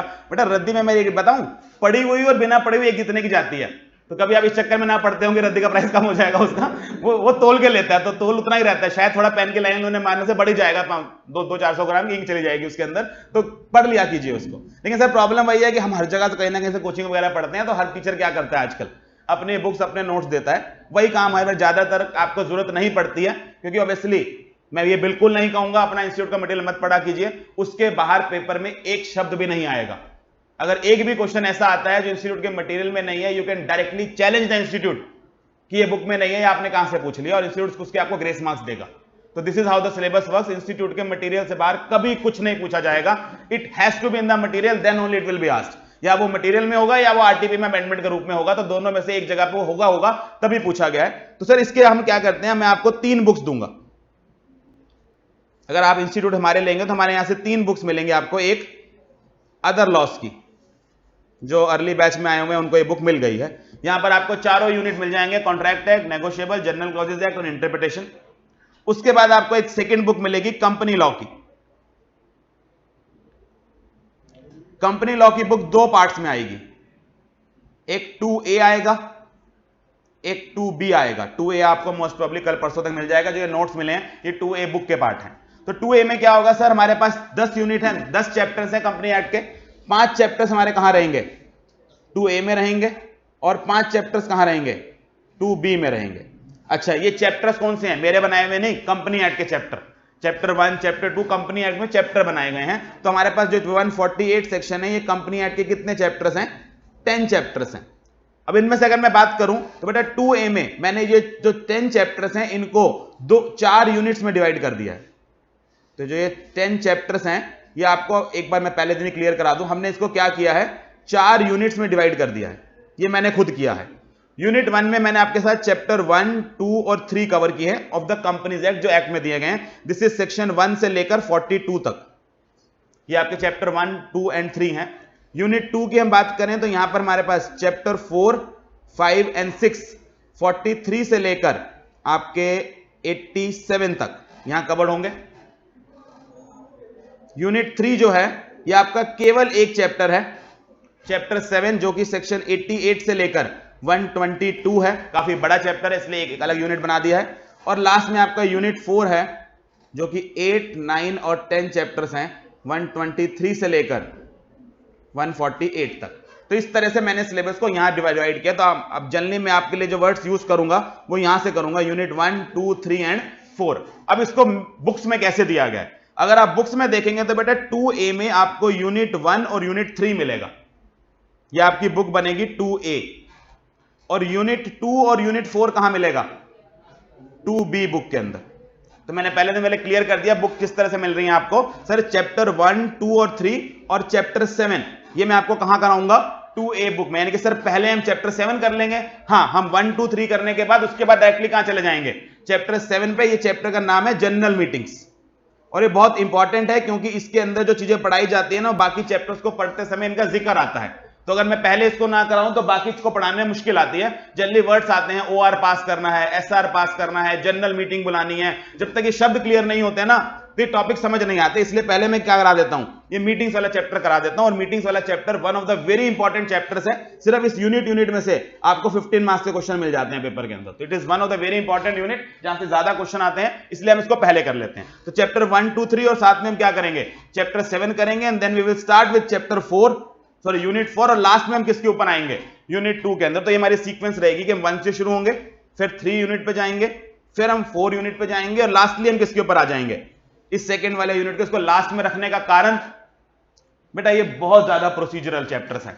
यहां पर बोनस शेयर कैसे इशू होते हैं, राइट इशू कैसे इशू होते हैं, डीवीआरस कैसे इशू किए जाते हैं, बायबैक की क्या कंडीशंस हैं, कंडीशंस ही कंडीशंस है जो क्या करनी पड़ती हैं, याद करनी पड़ती हैं। तो एक तो थोड़ा सा समझाने वाला कम है, याद करने वाला ज्यादा है। प्लस स्टार्टिंग में करा दूं तो आप लोग गजरी, आप पे तो बनी हुई है मूवी, आप लोग 2 दिन में क्या करते हैं, सब गायब कर देते हैं। तो प्रैक्टिकली इसलिए क्या कराया जाता है, लास्ट में कराया जाता है। ठीक है जी, ये हो गया हमारे पास बुक्स का पैटर्न जो मुझे आपको देना है। और लास्टली अब हम कवर कैसे करेंगे। क्लास में बेटा आपको क्लास नोट्स बनवाए जाएंगे। क्लास नोट्स प्लीज शिद्दत के साथ साथ पढ़ना लीजिएगा। रिवीजन के लिए लास्ट में आपको जो रंग बिरंगे चार्ट्स दिए गए हैं, ये स्टार्टिंग में नहीं दूंगा, लेकिन क्लास खत्म होने तक मिल जाएंगे चार्ट्स आपको। पहले ना देने का एक कारण है, फाउंडेशन में बेटा कितने बच्चों ने मेरी किताब एक्चुअल में पढ़ी थी और कितने केवल चार्ट से पढ़े चले गए थे। दिक्कत यह है सर, आप जैसे ही चार्ट दे दो ना, बच्चा ये तो पूछता ही नहीं है कि किताब पढ़नी है कि नहीं, वो पता क्या पूछता है, ये चार्ट्स भी पूरे पढ़ने हैं। बताओ, बेशर्मी का हालत देखो। बच्चा सवाल पूछना था, सर ये सारा याद करना है। मैंने कहा भाई ये किताब ना 300 पन्ने की थी, छोटी करके तेरे हाथ में 70-80 पेजों में दे दिया तुझे। अब इसमें भी दिक्कत आ रही है कि इसमें क्या करना है, इसको भी छोटा करना है। तो दिक्कत क्या है, अगर मैं आपको चार्ट दे दूंगा ना, इस बात की गारंटी मैं लेता हूं, आप बुक नहीं खोलेंगे, क्योंकि आप लोगों के टाइम में, जीवन में टाइम बहुत अनमोल है। आप ये कहते हैं छोड़ो, जब आखिरी दिन पढ़ने ही चार्ट्स हैं तो पहले दिन से क्या पढ़ूं, चार्ट्स ही पढ़ लेता हूं। बच्चा समझदार बहुत होता है, वो कहता है देखो लॉजिक है इसके पीछे, जब जो चीज आखिरी दिन पढ़नी होती है वो पहले दिन से पढ़ी जानी चाहिए ना। मैंने कहा भाई वो रिवीजन के लिए किताब है, तो किताब तो पढ़ ले कम से कम, उसके अंदर कुछ बात होगी तभी वो किताब 300 पन्ने की है। तो पहले दिन आप क्या करेंगे, बुक्स ही पढ़ेंगे। क्लास में हम नोट्स बनाएंगे। हाँ, लास्ट में जो मैं आपको, अच्छा एक रिवीजन के लिए एक काम और होता है, ज्यादातर ने किया ही हुआ है, मैराथन। सर इसी के सारे तो जी रहे हैं, अदरवाइज तो हो लिया था काम हमारा। तो सर मैराथन में क्या होगा, आपको मैराथन प्लस जो चार्ट्स हैं ये सारे दे दिए जाएंगे।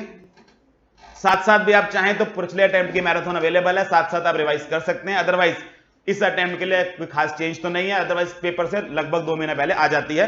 फिलहाल पिछले वाले से काम चलाया जा सकता है, कोई ऐसे चेंजेस नहीं आते हैं 3-4 महीने के अंदर अंदर, तो उस मैराथन को यूज किया जा सकता है। तो हमारी तरफ से आपको मिल क्या क्या रहा है सर, आपको हमें 2 बुक्स मिल रही हैं। अच्छा एक चीज और, क्वेश्चन बैंक। बेटा लॉ में ये बहुत इंपॉर्टेंट है, अगर आप लॉ के पेपर में क्वेश्चंस प्रैक्टिस करके नहीं जा रहे हैं ना, तो फिर आपकी लॉ की तैयारी अधूरी है। क्योंकि लॉ में प्रोविजन को पढ़ना और उस प्रोविजन के ऊपर क्वेश्चन आता है तो क्या लिखना है, यह बहुत बड़ा चैलेंज होता है। जनरली समझ नहीं आता क्वेश्चन शुरू कहां से करना है और आंसर को खत्म कहां से करना है। और 80% बच्चा बेटा जो लॉ में फाउंडेशन में क्लियर नहीं कर पाया, मैं ये बता देता हूं उसकी नॉलेज में और आपकी नॉलेज में एक रत्ती भर का अंतर नहीं है। कभी आपको लगता है उन बेचारों ने पढ़ा नहीं, उन्होंने पूरा पढ़ा है, उनको आपके बराबर आता है। बस दिक्कत पता क्या थी, आप थोड़े से बेहतर आंसर लिख लेते हैं उनसे, इस वजह से आप पास हैं और वो 7 वाली क्लास में रिपेयर में बैठे होंगे। डिफरेंस सिर्फ यही है कि उनको आंसर लिखने में भी और स्किल सेट चाहिए। तो लॉ में जो मेक और ब्रेक पॉइंट है ना, वो लास्ट में ये होता है कि आप आंसर को रिप्रेजेंट कैसे करते हैं। इसलिए बच्चों को कहता हूं जनरली जो लॉ होता है ना, ये 3 आर पे खड़ा होता है। सबसे पहले के इनिशियल दिन बेटा इसके ऊपर जाते हैं, समझो कि कानून है क्या। प्रोसीजरल में ऑब्वियसली ये पार्ट थोड़ा सा कम हो जाता है, जो दूसरे लॉ होंगे उसके अंदर आपका लॉजिक समझना पड़ेगा, then obviously will be able to understand कि है क्या इसके पीछे। इससे सिर्फ काम नहीं चलता सर, ये अगर आपका पेपर एमसीक्यू है ना, डन, सिलेबस यहीं खत्म है। इनफैक्ट मैं आपको बताऊं बेटा, पूरा का पूरा सिलेबस का जो हमारा मैराथन बनता है ना, मात्र 16 घंटे का बनता है।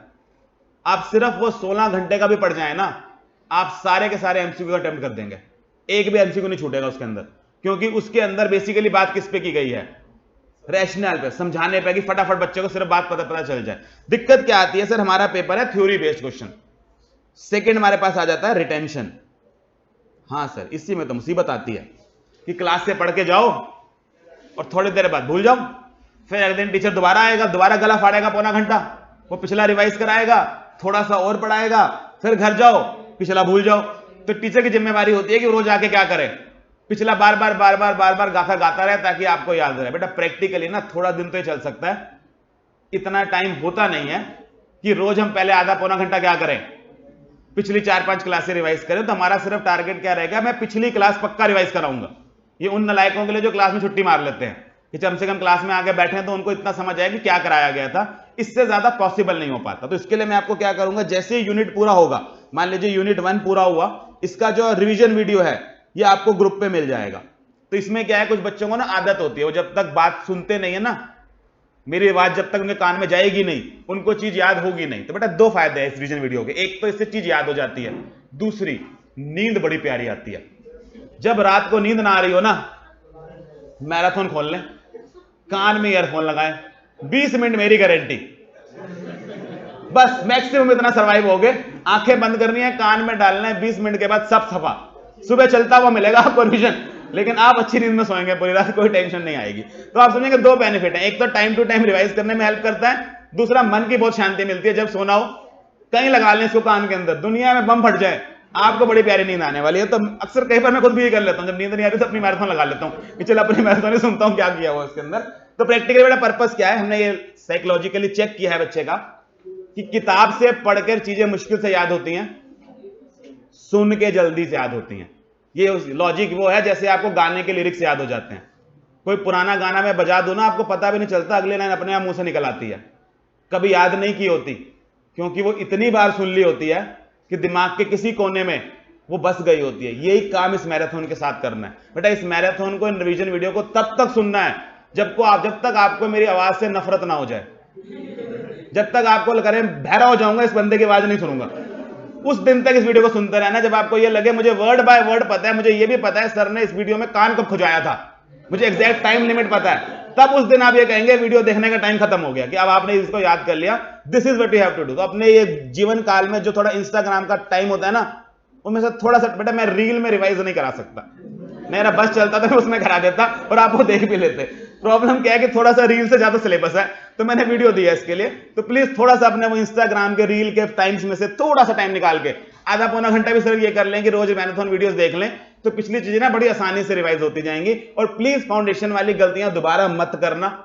आदमी वो होता है जो अपनी गलती से सीखता है, जानवर वो होता है जो बार बार करता है। जैसे चूहा होता है ना, एक बार पकड़ो अगली बार जाकर दोबारा उसी पिंजरे फंस जाता है, क्योंकि वो इंसान नहीं है। इंसान वाली हरकत करना, क्योंकि आपने फाउंडेशन में ये गलतियां करी हैं, साथ साथ नहीं पढ़े और आखिरी में रोए कि सिलेबस पूरे नहीं होते हैं, रिवीजन नहीं हो रही है, सिलेबस छूट रहा है। इसलिए उन गलतियों को ठीक कर लीजिएगा।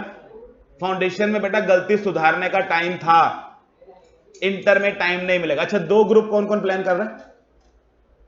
बेटा पहले दिन तो प्लान कर सकते हैं, प्लान तो कर सकते हैं कम से कम, बाकी भी बोल देते हैं हम भी प्लान कर रहे हैं, कुछ ना तो कहा छोड़ो, हम बिल्कुल डेड क्लियर हैं, एक ही देंगे। चलो बेटा फिर आपकी जिंदगी तो सुकून वाली है, तो टेंशन ना लें। जो 2 दे रहे हैं, रियलिटी ये है, अगर आप साथ साथ पढ़ रहे हैं तो आप 2 ग्रुप दे रहे हैं। जिस दिन आपने साथ साथ पढ़ना बंद कर दिया, 1 महीने के अंदर मैं लिखित में दे देता हूं, आप 2 ग्रुप नहीं दे रहे हैं। क्योंकि जब आप लास्ट में जाएंगे, आपके पास रिवाइज करने के लिए मात्र 2 महीने होंगे। 2 महीने के अंदर 8 सब्जेक्ट, 1 हफ्ता 1 सब्जेक्ट का। 1 हफ्ते में आप जीएसटी और टैक्स रिवाइज करके दिखा देना मुझे, 1 हफ्ते में आप लॉ रिवाइज करके दिखा देना मुझे। नहीं होगा, क्योंकि प्रॉब्लम यह है कि अगर आप सब कुछ उसके लिए छोड़ देंगे कि आखिरी में 2 महीने आएंगे, मैं शक्तिमान बन जाऊंगा, सब कुछ मुझे समझ आ जाएगा, कुछ नहीं होने वाला।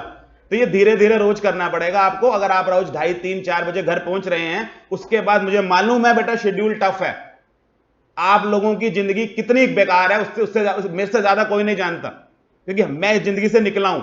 आपके पेरेंट्स को भी शायद नहीं पता होगा बच्चा कितना परेशान रहता है, हमने ये देखा है। आपका दुखड़ा ना हम ही समझ सकते हैं, लेकिन मैं रियलिटी बताऊं, इस दुखड़े के अलावा कोई चारा नहीं है।